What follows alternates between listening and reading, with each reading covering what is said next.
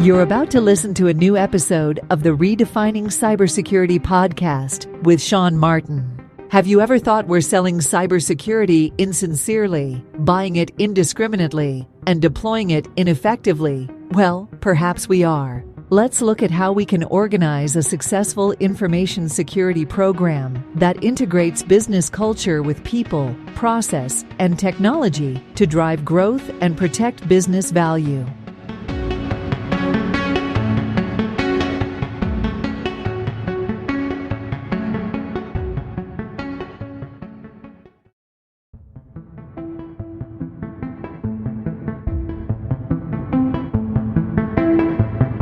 Imperva is the cybersecurity leader whose mission is to protect data and all paths to it with a suite of integrated application and data security solutions. Learn more at imperva.com.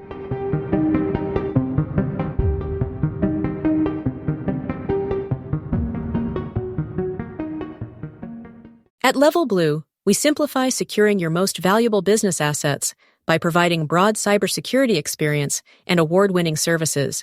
Level Blue manages the risk. You reap the reward. Learn more at levelblue.com. And hello, everybody. You're very welcome to a new episode of Redefining Cybersecurity here on ITSP Magazine. This is Sean Martin, your host, where I get to, as you've heard me say, talk to loads of cool people about cool stuff and software supply chain.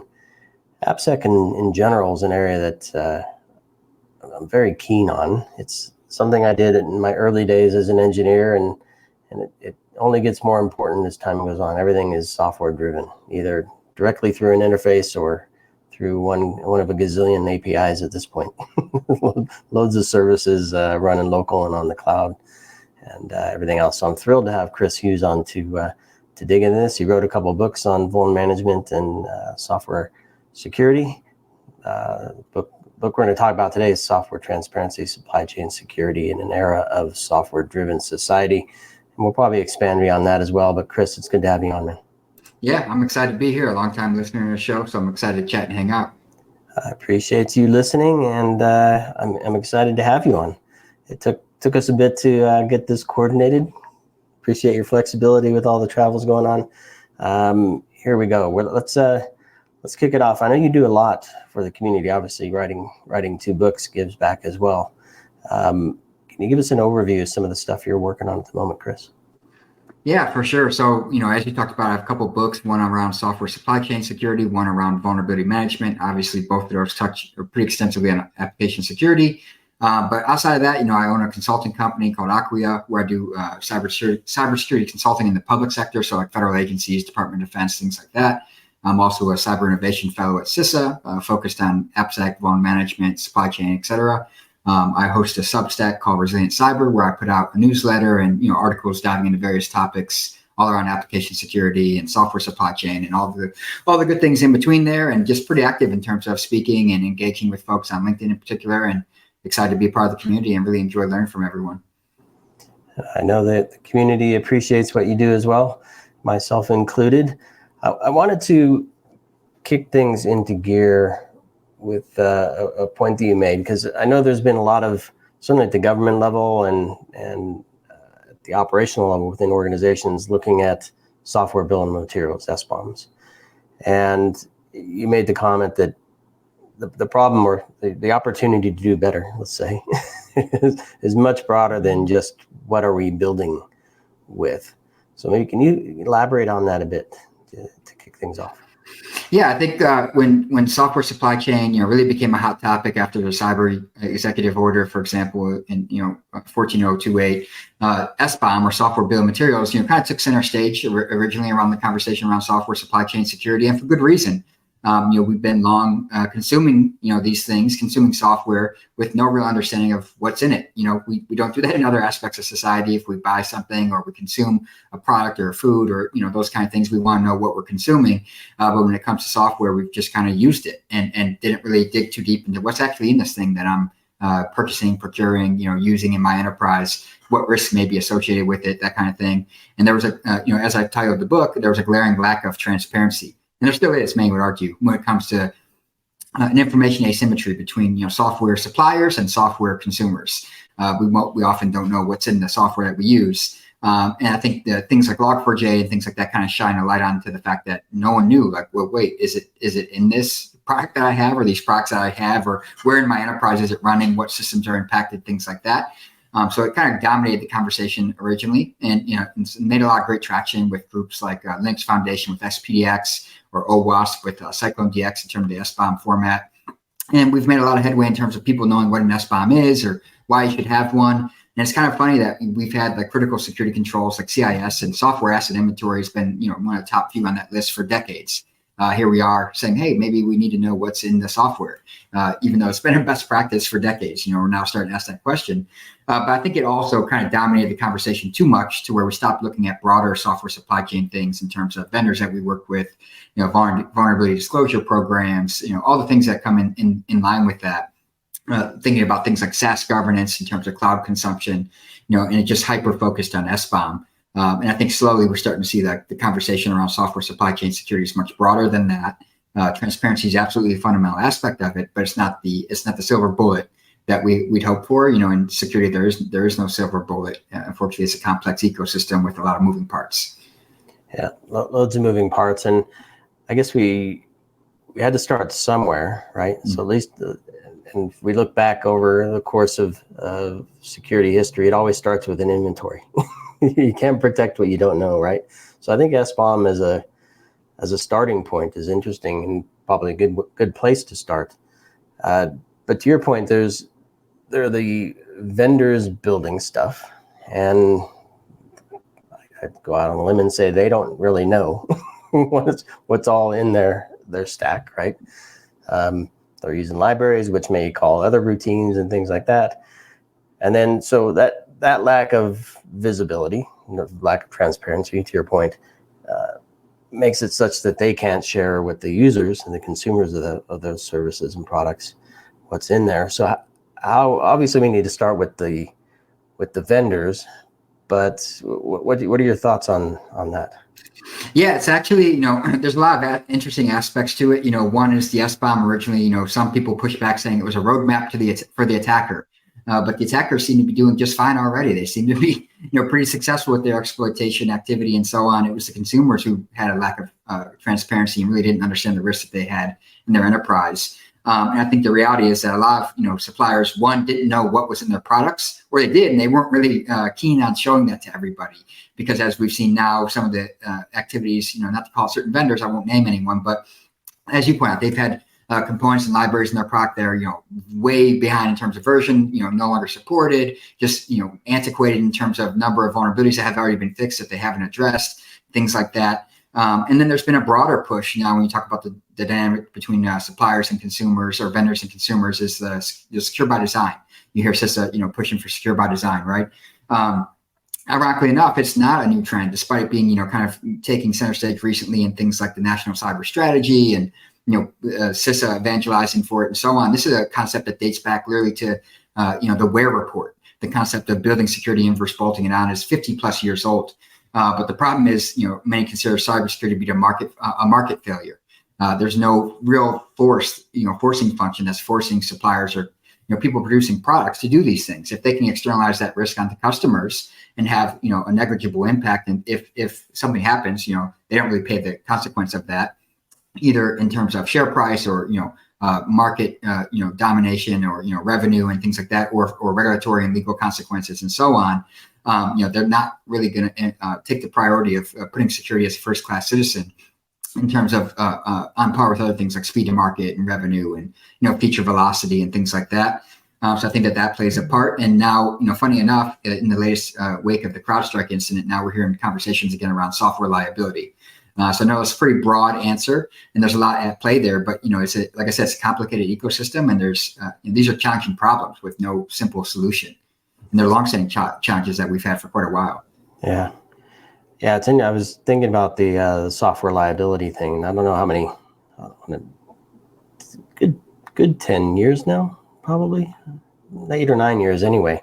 I think I did a written piece, and then perhaps had a chat with Jeremiah Grossman as well, who's been thumping this drum for a long, long time, that why can't we have everything else has a liability where the the people producing the goods have a stake in the game for what happens when those goods are used. And so I don't know, can we rely on the individual vendors, or do we need, because in the book you touch on attestations, and if you're going to attest to something, then you probably need somebody to validate it. So I don't know if we have assessors, and is there a third party that jumps in? Is it the government? Is it commercial space?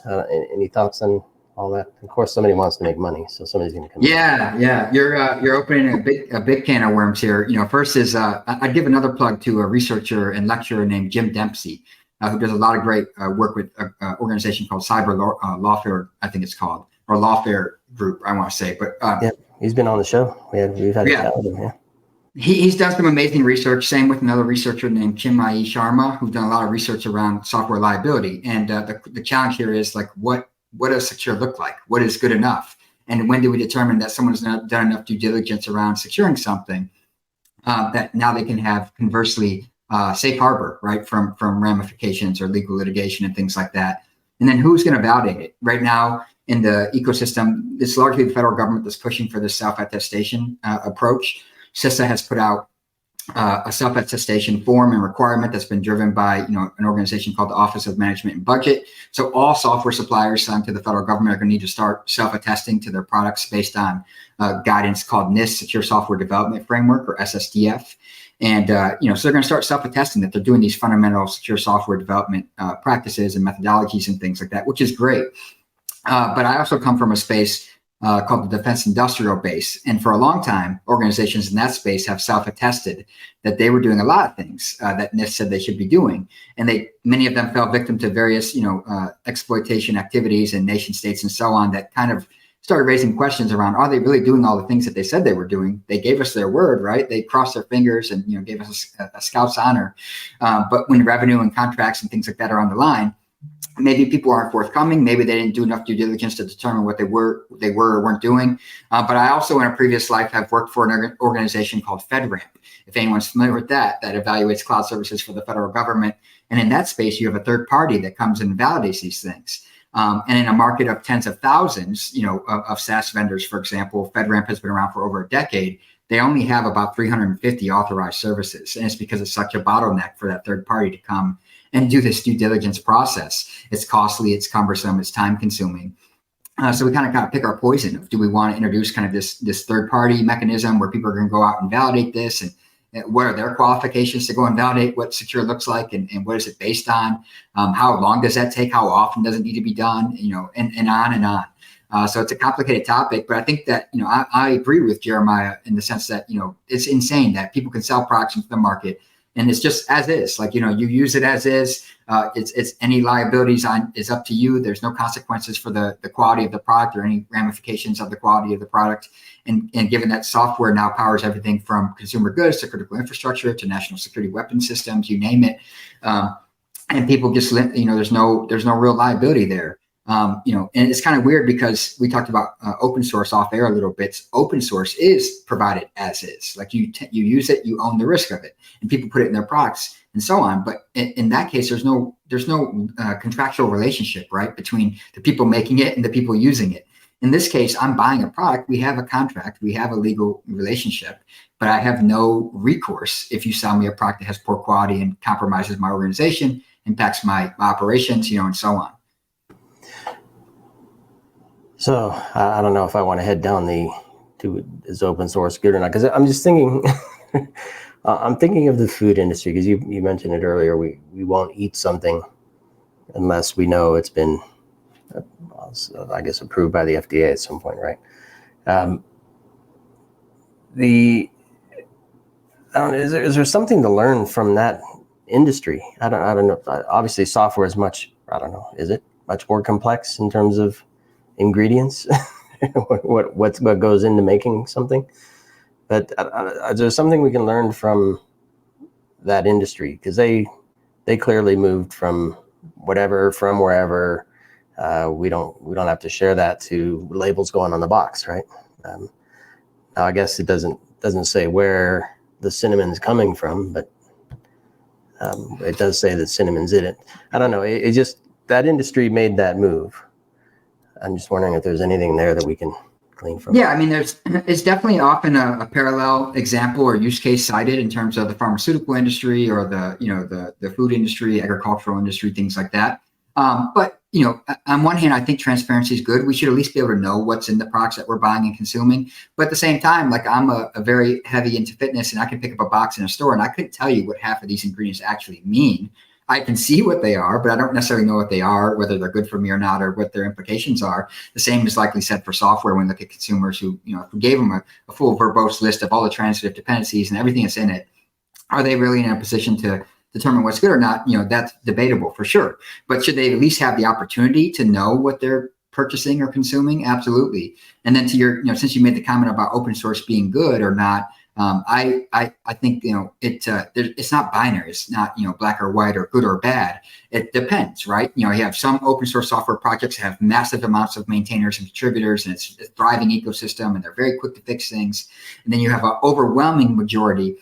I mentioned Chinmayi Sharma. She had some research that she showed. I think it was 94% of open source has like a single maintainer, and then 25% has 10 or less maintainers. So it's vastly under maintained, and then it becomes, well, what's safe or what's secure? Is it number of vulnerabilities or how quickly they fix things, or number of maintainers, where the maintainers come from, and on and on. So it really depends how you assess the risk of it. And every organization, we throw around the term like risk tolerance. Every organization's got a different risk tolerance in terms of what known good open source looks like. I will make a plug for, there's an OWASP open source software top 10 list. It looks at things like, known vulnerabilities, number of maintainers, the pace of, remediating changes or, bloated dependencies and on things like that. It's definitely a great resource to check out and head down that path. And I've written about that in articles and in a book and things like that. But again, it's not binary. It really depends on how you evaluate risk and what your risk tolerance is. So a lot of this to me is an organization, or I don't know if some individuals are buying, building stuff, and so they must be, or buying. We all, I guess, buy software. I guess my point is, this is consumers taking and using software that's built by somebody else. I want to, for a moment, kind of switch it, because you speak to the internal risk as well in your book, and I'm wondering if there's something we can take, or things we need to think about, of course, when we're building internally, apps for our employees, apps for our partners, apps for our customers. So we're building for the business that the consumers are using, whoever they are. That introduces internal risk to the organization. So the whole liability question, the risk, and our appetite for it as an organization looks different than if we're buying something off the shelf. So some of your views on that, because I think we have clearly more control when it's our own stuff, building it. So what do you think? Yeah, I think it's, there's very similar parallels. Obviously, it's not a external entity that we're providing software to in terms of like a supplier and a consumer. But often organizations are using software to power, the value that they provide to customers, consumers, and stakeholders. If I'm building an internal platform of some sort, I'm likely doing it to facilitate some type of business operation or activity. There's been a big uptick in things like platform engineering and DevSecOps and things like that, internal around application development. And I'd argue that the same practices need to apply there. How are we sourcing third-party open source dependencies? How are we evaluating, whether they're fit for use or secure or trustworthy? What kind of metrics do we use to associate, acceptable levels of risk in those cases? And all those things are still valid questions, because if it impacts you, say I'm an organization using software in some shape or fashion, if it impacts me and my organization, there's a strong chance that it may impact my customers, my business partners, my stakeholders, my brand.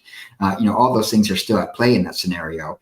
I think organizations are starting to, take heed to that. Even the federal government, for example, they just published a report on their upcoming fiscal year cybersecurity priorities. And in there, they talk about things like an open source program office, an OSPO, as they call it, to start to govern some of those third-party dependencies and start to look at, how do they evaluate those third-party dependencies and open source components and libraries, in terms of their risk? And then also, and this is a whole nother topic, I'm sure you've had people on to talk about it, is actually giving back to that community, because it's often volunteers that are unpaid doing this. How can we give back financially, or can we give back in resources and labor hours, and actually helping maintain these projects, which we depend on ourselves? Can we give back to the community and help them sustain it? So we have a resilient, survivable open source ecosystem. So I think that organizations need to be looking at that. Like, what do we use? How can we give back to it financially, or in terms of labor and expertise and contributions? How can we evaluate the risks of the things we use? And then going back to our first topic that we touched on, how do we even know what we use? How do we start to track it? How do we start to have an inventory of it? And how do we maintain that inventory in an ongoing fashion, given that software is dynamic and ephemeral and changes so quickly as well? So I want to get your perspective on this. It's a topic I want to dig into, and since the beginning of the year, what are we in August now? You can see how well I've done pulling this together. But the idea of platform engineering, where organizations basically, they build a platform with all the stuff plugs into it, right? In simplest terms. I'm previously an engineer, I'm a program manager, that's the way my brain thinks. I like to look at things in a modular way. So to me, platform engineering, the way to go, right? So you know what you're using where, which services are shared, and how they're being used, and hopefully you can get a good picture and good management of overall across the entire organization sitting on that platform. I had a chat with a gentleman named Oleg when I was at OWASP AppSec in Lisbon, and he basically said, great in theory. We've tried it, and it's very, very difficult in real life, just because of the complexities of how fast things move and who's involved. And the organization he works for is one of acquisition, so they're out buying a bunch of companies all over the world, and so it's hard to maintain and update that stuff. So I still love it as an idea. I don't know, in his case, not a great idea, or not a feasible idea. But I don't know, your thoughts on platform engineering, and more specific in the context of software supply chain and security there. Yeah, so it's definitely a hot topic, and one that's been gaining more traction in the industry, and not just platform engineering, but security platform engineering teams too. Obviously to secure the platform that gets built and things like that.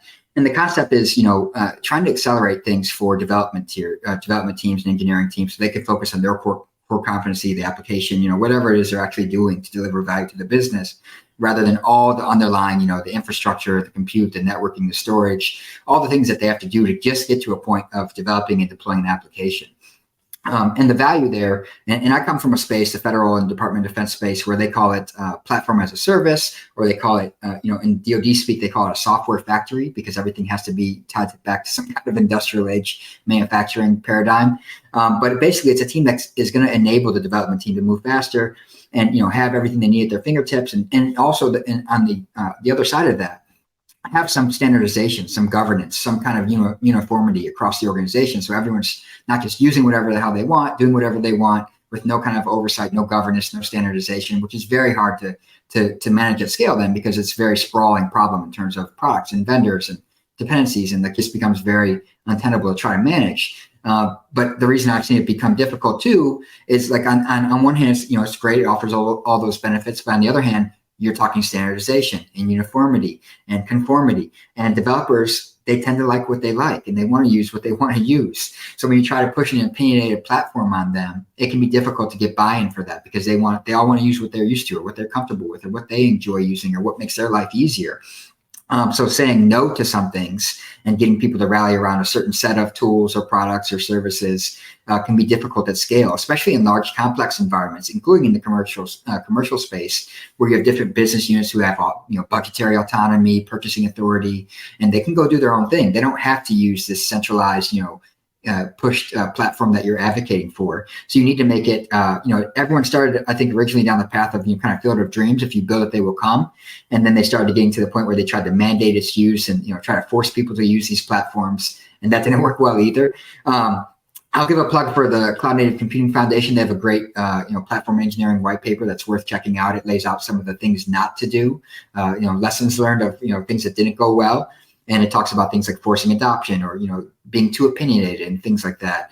But I personally think if you're a large organization with many different development teams, moving at different paces, using different services and products and tools, having a platform engineering team, having a centralized platform that can speed things up for them and provide that standardization and governance at the enterprise level is crucial. And I've seen it go well, when carried out correctly with the right leadership. And you're listening to the users. You're not just kind of telling them what they must do. You're listening to, what do you need? How can we help you? How can we serve you? You're there to serve the development team, not vice versa. Yeah, it makes me funny. I'm a proponent of platform engineering, but years ago I was a product manager for a security management platform, basically what SIM and SOAR have become. And we struggled with architecting the right thing that was usable, not just across the organization, but out to the end user world as well, in terms of, is it going to fit this environment versus that one? And how quickly can you onboard, all that stuff. So yeah, I just felt the pain all over again there.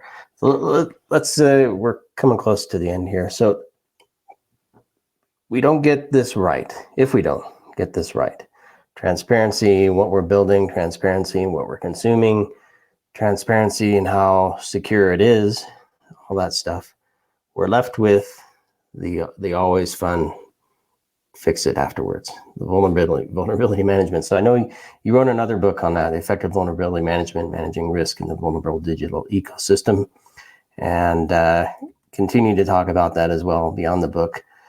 So are we going to be able to, I guess the question for me is, are we going to be able to scale vulnerability management as more stuff gets built?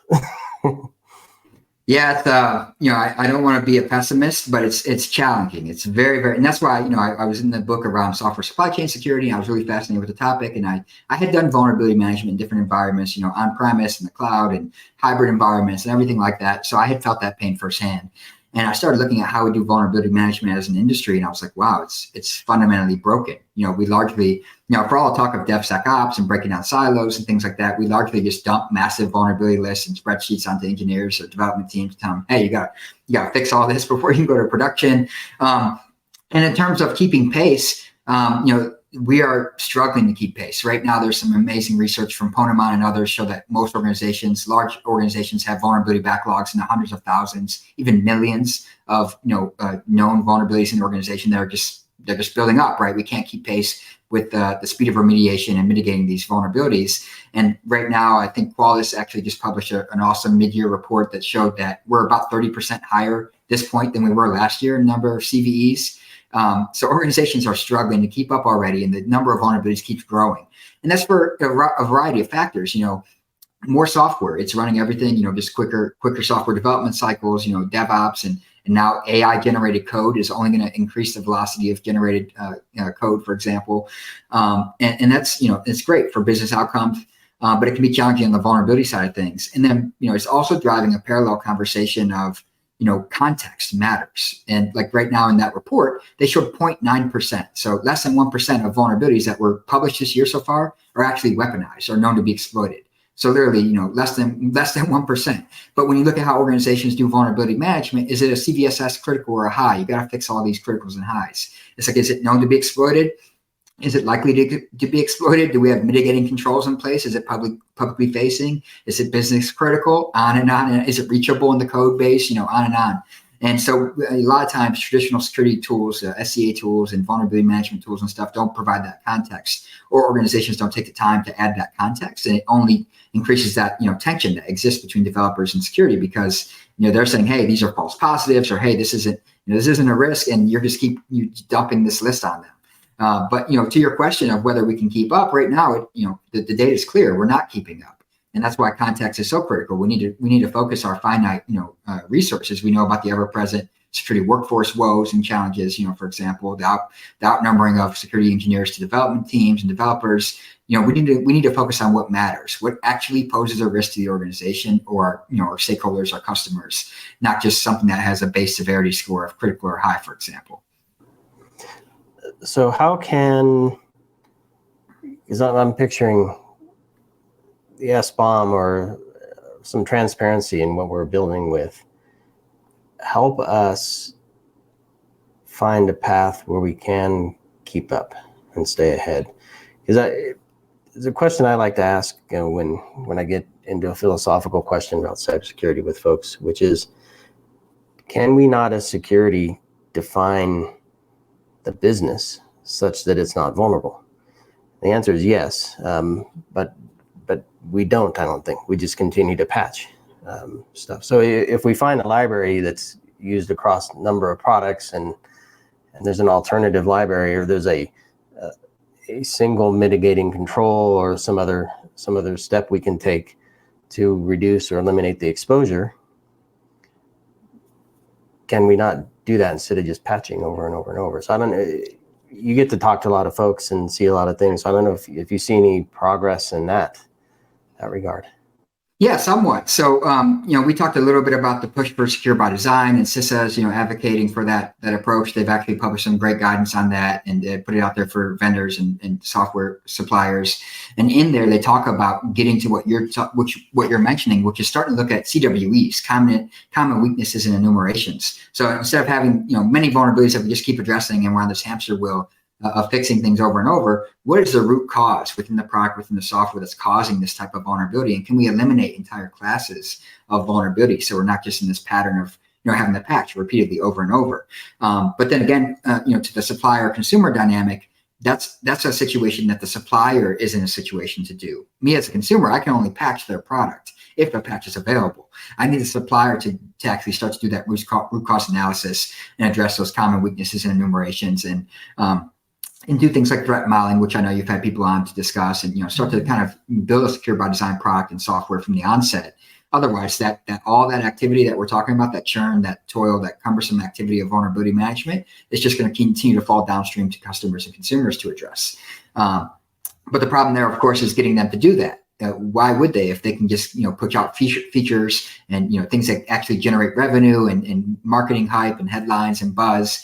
If they can push that risk onto consumers and customers, and there's no real consequence, their market share doesn't go down, their stock price doesn't really take a long-term hit, even after an incident, there's no real regulatory or legal consequence, that makes them change their behavior. Why would they invest all that activity and time into those things when they can focus on things that generate revenue for the business? And that's kind of the fundamental philosophical fork in the road that we're at, in my opinion, as an ecosystem. Yeah, and I guess the positive that I'll close with, and of course, any final thoughts from you, I certainly welcome. But this idea of software by design and transparency from vendors, because I think what you described is a scenario where perhaps the consumer feels trapped and they only have that vendor as an option, right? And if they don't take security seriously, they only look at features and generating revenue, then you're kind of in a holding pattern of this cycle of vulnerable software that you're constantly patching. But if there's an alternative, and clearly there's enough people building stuff now, if we can get more alternatives, and some of those alternatives do secure by design and invest in security management and tackle vulnerabilities over features, then consumers of those systems and services have an option to switch. And then to me, that's where the platform comes back into play. If you build a platform where you can swap things in and out easily, you have that abstraction layer, so you're not killing your own team when you say this vendor and service is no longer cutting the mustard, or they never did and we're tired of it. Let's move to a more secure one.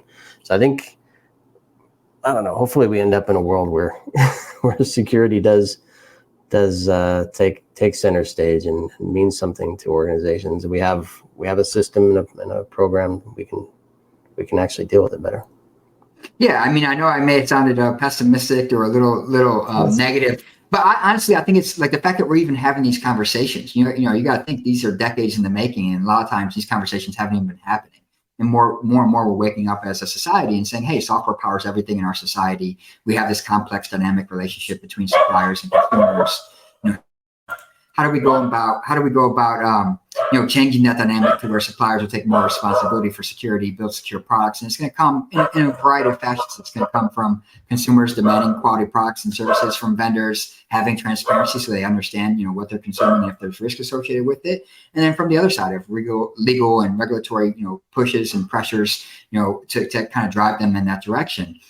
A couple plug for a couple of resources I would mention there is, Google has some great secure by design publications and guidance out there that I recommend checking out. They have a brilliant white paper on the topic and talks about platform engineering and enabling secure product design and development at scale. And then you talked about the diversity of suppliers in the ecosystem. There's a long-standing paper. It's 21 years old now, talking about monoculture in cybersecurity and the risk associated with it. And it's talking about Microsoft in particular, which ironically enough, here we are 21 years later, having some very similar conversations around Microsoft. So for, as much as change, some things stay the same. But I think the fact that we're having these conversations is a really great indicator of where we're headed. And I think increasingly as a society, more and more people are waking up and raising the alarm bell that, hey, we need to address this. It's great what society does for software does for our society and the opportunities and innovations. But we have these fundamental systemic problems we need to address too. Yeah, I love it. And I'm going to give you an action item because you've mentioned a number of resources. So hopefully we get links to all those and share those with folks.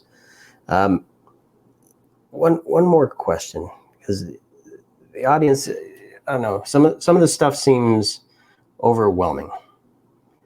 So I'm just wondering, talking to the CISOs and security leaders listening and watching this, do they need to have a deep understanding of what we're talking about? Do they have to have a program ready to deal with some of this stuff? Or are there some simple things they can do that aren't so huge, but could actually, maybe some of the resources will help with some of this, but is there something they can do that's not so too overwhelming that will have a decent impact on this for them and their program? Yeah, honestly, it's a complex topic. Like we said, there's a lot of moving pieces. It could be overwhelming. And there's a lot of, guidance out there, and it could be confusing on where to start. But I would honestly recommend starting with the basics, the fundamentals, the things like inventory. Just understanding what open source software we use internally for development purposes. How do we kind of track, manage, and inventory that and govern its use? And then externally, who are our vendors? Who do we have a business relationship? Who are we buying software from? What kind of recourse do we have if there's an incident? Do they have vulnerability disclosure programs? And how do we make sure we stay in tune with those? Those fundamentals, as well as we see this kind of parallel push for things like zero trust. So having things like network segmentation, least permissive access control, these are long-standing fundamental security practices and fundamental methodologies that can really limit the blast radius when something happens. And then, of course, just a plug for the ever critical business continuity planning, incident response planning and practices, tabletops, and so on, so that when we have another incident, whether it's a benign kind of software update and it causes an outage, or it's a malicious activity that causes an impact, you've practiced scenarios. You understand who we should be having involved. How do we respond to this? What are our contingency plans? How do we ensure we recover and limit the impact in the business so that we can be a business enabler rather than impeding the business? Fantastic stuff. Chris, this chat was well worth the wait. Hopefully folks enjoyed it as much as I did. Lots of good stuff here. Like you noted, there are a number of resources, so we'll grab some of those, include those in the show notes. And you're amazing. Appreciate your time. Yeah, thank you for having me on. I enjoy the show. Looking forward to tuning in the future. Absolutely. And the two books, Software Transparency, Supply Chain Security, and Era of Software-Driven Society is one of them, and Effective Vulnerability Management, Managing Risk in the Vulnerable Digital Ecosystem is the other. Grab both of those, connect with some of the resources, and connect with Chris. He's a good dude, and appreciate you. Thanks, everybody, for listening and watching. We'll see you on the next episode of Redefining Cybersecurity.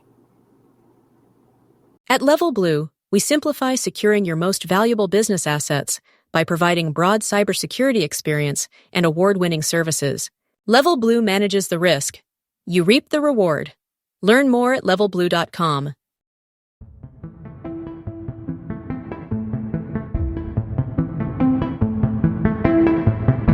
Imperva is the cybersecurity leader whose mission is to protect data and all paths to it with a suite of integrated application and data security solutions. Learn more at imperva.com.